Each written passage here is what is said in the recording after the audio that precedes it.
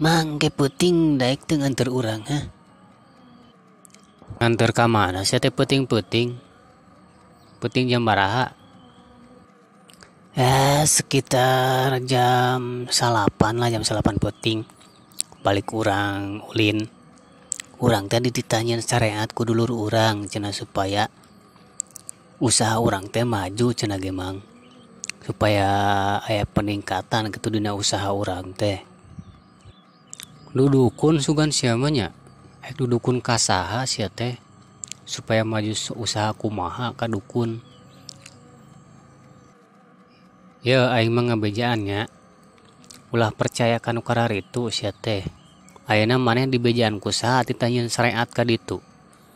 Tah ayeuna kumaneh tempo anu nitah nyieun syariat ka maneh jeleumana maju teu usahana.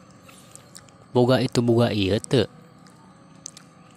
Ulah gampang percaya ayeuna maneh titah nyieun syariat supaya usaha maneh maju.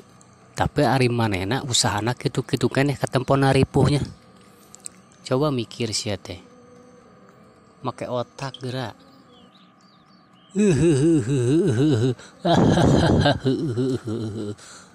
Kaharti Mang kaharti.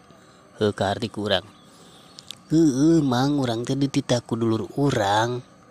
Cenah ge lamun urang usahana hayang maju ditanyain ka ditu cenah duit 300.000 ge mahi cenah ge Mang. Tuh nya cek aing oge naon, encana naon geus ngomongkeun duit heuh. Pan meureun maneh teh hayang nyareat teh meureunna supaya usaha maju ieu mah kalahkah sia ngalorkeun duit ti heula nya. Mun ceuk urang mah entong percaya kanu kararitu sia teh. Lamun arek oge maneh nyieun syariat ka jelema anu ahli ekonomi lah, lain nyieun syariat tapi maneh neangan elmuna. Ayeuna maneh nyieun syariat tapi anu nitah nyieun syariatna jeleumana kitu-kitu keneh beunghar henteu maju henteu usahana. Cik mikir sia teh geura. Heueuh nya Mang mun kitu mah. Kaharti kurang ge Mang kaharti heueuh Mang. Aduh hatur nuhun ya. Harena urang can ka ditu. Heueuh ulah sia teh ulah rek naon kikituan lah ulah kikituan. Ai kitu mah teh caritana kieu.